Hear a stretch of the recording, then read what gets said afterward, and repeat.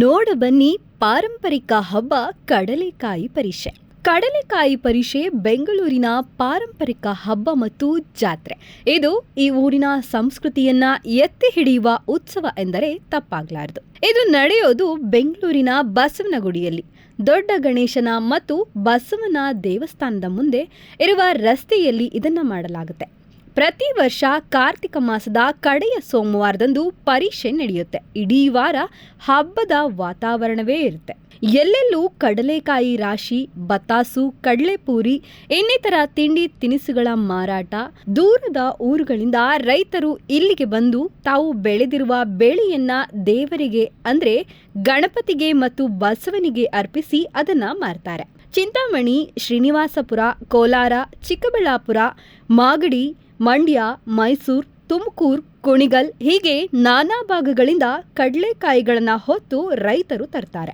ಅಷ್ಟೇ ಅಲ್ಲದೆ ನೆರೆಯ ಆಂಧ್ರ ಪ್ರದೇಶ, ತಮಿಳುನಾಡಿನ ರೈತರು ಹಾಗೂ ವ್ಯಾಪಾರಿಗಳು ಕೂಡ ಪರಿಷೆಯಲ್ಲಿ ಭಾಗವಹಿಸುತ್ತಾರೆ. ಹೊರಗಿನ ಮಾರುಕಟ್ಟೆಗೆ ಹೋಲಿಸಿದರೆ ಕಡಲೆಕಾಯಿ ಪರಿಷೆಯಲ್ಲಿ ಮಾರಾಟವಾಗುವ ಕಡಲೆಕಾಯಿಗೆ ಬೆಲೆ ತುಸು ಹೆಚ್ಚಾಗಿಯೇ ಇರುತ್ತೆ. ಆದರೆ ಇದು ನಮ್ಮ ಸಂಸ್ಕೃತಿಯ ಭಾಗವಾಗಿರುವುದರಿಂದ ಬಂದಿರುವ ಭಕ್ತರು ಕನಿಷ್ಠ 1 ಸೇರು ಕಡಲೆಕಾಯಿಯನ್ನಾದರೂ ಖರೀದಿಸಿ ಮನೆಗೆ ಒಯ್ತಾರೆ.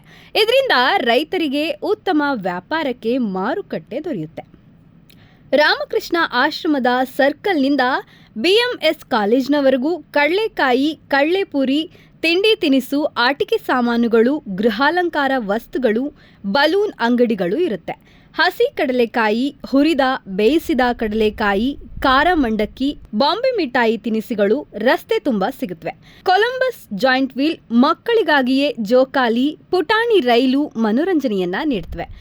ಬೆಂಗಳೂರಿನ ಹೃದಯ ಭಾಗದಲ್ಲಿ ಹಳ್ಳಿ ಸೊಗಡು ತಲೆ ಎತ್ತಿದ ಹಾಗೆ ಕಾಣುತ್ತೆ. ಬೆಂಗಳೂರಿನ ಬಸವನಗುಡಿ ಬಡಾವಣೆಯನ್ನ ಹಿಂದೆ ಸಂಕೇನಹಳ್ಳಿ ಎಂದು ಕರೆಯುತ್ತಿದ್ರು. ಇದರ ಸುತ್ತಮುತ್ತ ಹೊಸಕೆರೆಹಳ್ಳಿ, ಗುಟ್ಟಹಳ್ಳಿ, ಮಾವಳ್ಳಿ, ದಾಸರಹಳ್ಳಿ ಮೊದಲಾದ ಹಳ್ಳಿಗಳು ಇದ್ವು. ಈ ಎಲ್ಲ ಪ್ರದೇಶಗಳಲ್ಲಿಯೂ ಕಡಲೆಕಾಯಿ ಬೆಳೆಯುತ್ತಿದ್ರು. ಪ್ರತಿ ಪೂರ್ಣಿಮೆಯಂದು ಬಸವ ರೈತರು ಕಷ್ಟಪಟ್ಟು ಬೆಳೆಸಿದ ಕಡಲೆಕಾಯಿಯನ್ನು ತಿಂದುಕೊಂಡು ಹೋಗ್ತಿತ್ತು. ಒಂದು ದಿನ ಕಾವಲಿದ್ದ ರೈತರು ಈ ಬಸವನನ್ನ ಹಿಡಿಯಲು ಪ್ರಯತ್ನ ಪಟ್ಟರು. ಆ ಬಸವ ಬಹಳ ವೇಗವಾಗಿ ಓಡಿ ಒಂದು ಗುಡ್ಡವನ್ನ ಏರಿ ಮಾಯವಾಯಿತು. ಹಿಂಬಾಲಿಸಿ ಬಂದ ರೈತರು ಈ ಬಸವ ಗುಡ್ಡದಲ್ಲಿ ಮಾಯವಾದುದನ್ನ ಕಂಡ್ರು.